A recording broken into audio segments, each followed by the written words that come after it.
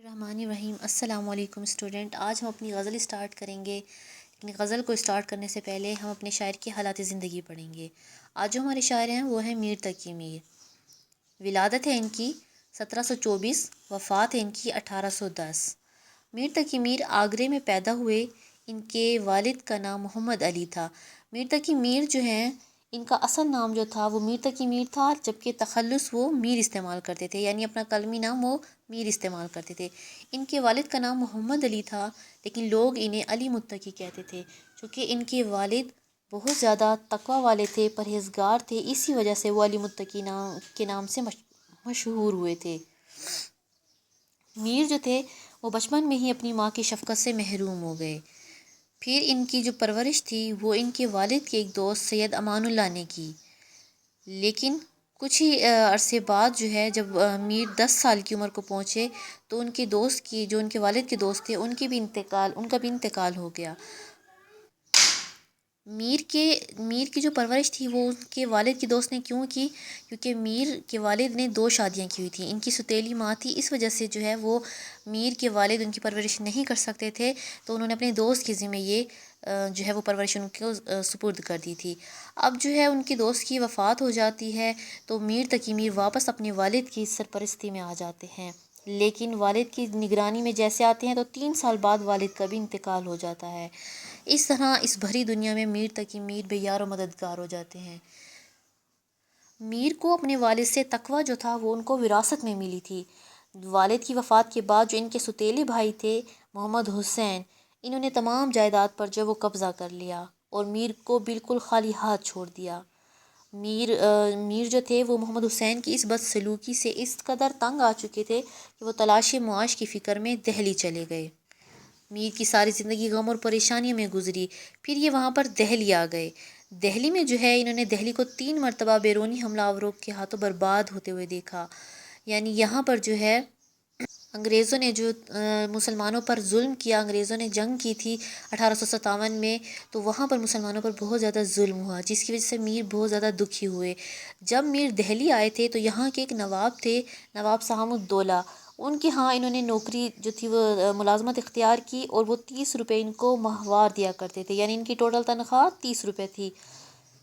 لیکن یہ نواب ایک جنگ میں مارے گئے، جس کی وجہ سے میر جو تھے وہ یہاں سے اپنے باپ کے اب میر جو تھے وہ ان کے والد جنہوں نے دوسری شادی کی ہوئی تھی، تو وہ دوسری شادی دہلی سے تعلق رکھتی تھی ان کی بیوی، تو میر تقی میر وہاں سے اپنی دوسری والدہ کے جو بھائی تھے ان کے گھر آ گئے، اور وہاں پر جو ہے وہ تعلیم حاصل کرنے لگے۔ لیکن جب میر کے ستیلے بھائی کو اس چیز کا علم ہوا تو انہوں نے اپنے ماموں سے کہہ کر اس کو وہاں سے نکلوا دیا۔ دہلی سے جانے کی ایک وجہ یہ تھی، اور دوسری وجہ کہ یہاں پر دہلی میں مسلمانوں کو بہت زیادہ نقصان ہوا، یہاں پر انسانی خون جو ہے وہ پانی کی طرح بہایا گیا، جس کی وجہ سے میر تقی میر جو ہیں ان کے غموں میں اضافہ ہو گیا، اور وہ ان سے دل برداشتہ غم زدہ ہو کر وہ لکھنؤ چلے گئے۔ لکھنؤ میں وہاں کے ایک نواب کے پاس ملازمت اختیار کی، اور وہاں سے ان کو 200 روپے ماہوار ملا کرتے تھے، وظیفہ ملا کرتا تھا۔ پھر میر نے وہیں پر شادی کی، اور فیض آباد سے میر کی شاعری بھی پروان چڑھی۔ میر کو خدائے سخن کہا جاتا ہے۔ خدائے سخن یعنی میر نے شاعری میں ایسی بنیاد رکھی، ایسا نام پایا کہ ان کو خدائے سخن یعنی شاعری کا بادشاہ کہا جاتا ہے۔ سودا، غالب، حسرت، غرض، بڑے بڑے شاعروں نے میر کو استاد تسلیم کیا ہے۔ یہ جتنے بھی بڑے بڑے شاعر ہیں یہ اپنے وقت کے بہت بڑے شاعر رہ چکے ہیں، انہوں نے بھی میر تقی میر کو اپنا استاد مانا ہے۔ میر تقی میر اردو شاعری کے بادشاہ ہیں۔ تمام شاعر اس بات کا اقرار کرتے ہیں، اور وہ کہتے ہیں کہ میر تقی میر جو ہیں وہ اردو شاعری کا اس کو خدا مانا جاتا ہے۔ میر تقی میر کے بظاہر نرم سے الفاظ میں ایک تڑپا دینے والی کیفیت ملتی ہے۔ ان کی عظمت کا راز ان کی غزل گوئی میں پوشیدہ ہے، یعنی انہوں نے غزل میں جو ہے وہ زیادہ نام بنایا اپنا۔ انہوں نے دنیا کا ہر غم اپنے دامن میں سمیٹ لیا تھا، پھر غم کو شعر کے سانچے میں ڈھال کر ہر دل کی دھڑکن بنا دیا۔ چونکہ میر تقی میر خود ایک درد سے، ایک تکلیف سے گزرے ہیں، اس لیے انہوں نے تمام غم کو جو ہے وہ اپنے شعر میں سمیٹ دیا، اور اس طریقے سے بیان کیا، ہر دل کی دھڑکن بنا دیا، یعنی ایسے لگتا تھا کہ جیسے وہ ہر ایک انسان کا غم جو ہے وہ بیان کر رہے ہوں۔ میر کے جذبات، سچے طرز بیان یعنی بیان کرنے کا انداز جو ہے وہ سادہ اور لہجہ درد مند ہے۔ ان کے اشعار میں گہرائی اور دل میں اتر جانے والا احساس ملتا ہے، یعنی ان کی شاعری اس قدر پرتاثیر ہے کہ پڑھنے والے کے دل پر گہرا اثر ڈالتی ہے۔ ان کا ہر شعر ان کے ایک بے قرار آنسو ہے۔ ان کی ذاتی ناکامیوں نے ان کے کلام میں سوز و گداز کہتے ہیں کہ ہلکا ہلکا درد اور احساس کی شدت پیدا کر دی ہے۔ اب میر کے کلام میں درد کیوں چھپا ہے؟ کیونکہ ہم نے بھی شروع میں پڑھ لیا ہے کہ میر کو بہت سی مشکلات کا سامنا کرنا پڑا۔ اس کے بعد جب میر تقی میر نے شادی کی تو ان کی ایک جوان بیٹی، اللہ تعالیٰ نے ان کو ایک بیٹی عطا کی۔ اب وہ قدرت کا کرنا ایسا ہوا کہ جوانی میں جو ہے وہ بیٹی انتقال کر گئی، اور اس کے بعد ان کی بیوی کا بھی انتقال ہو گیا، یعنی بیٹی کے بعد جو ہے بیوی بھی ان کا ساتھ چھوڑ کے چلی گئیں، جس کی وجہ سے میر تقی میر جو ہے اپنی بیوی اور بیٹی کے غم میں نڈھال ہو گئے۔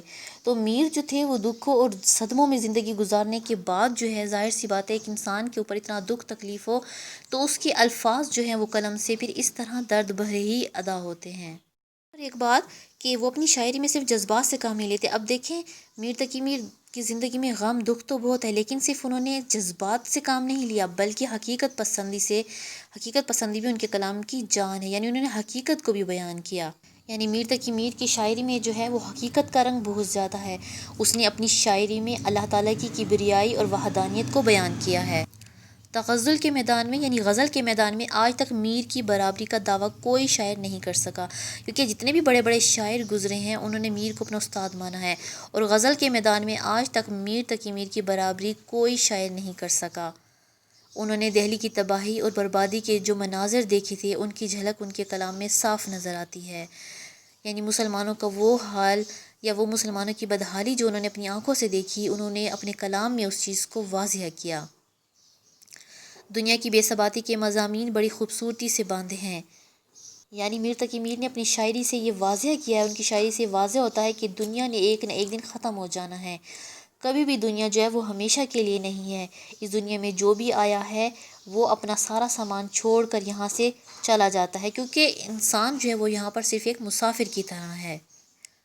میر کی بحر مترنم اور شری ہوتی ہے۔ بحر جو ہے وہ ویسے تو ایک بڑے سمندر کو کہتے ہیں، لیکن یہاں پر جو مراد ہے غزل یا نظم میں جب اردو ادب میں اس کا استعمال کیا جاتا ہے تو وہ کیا ہے کہ شعر کا وزن۔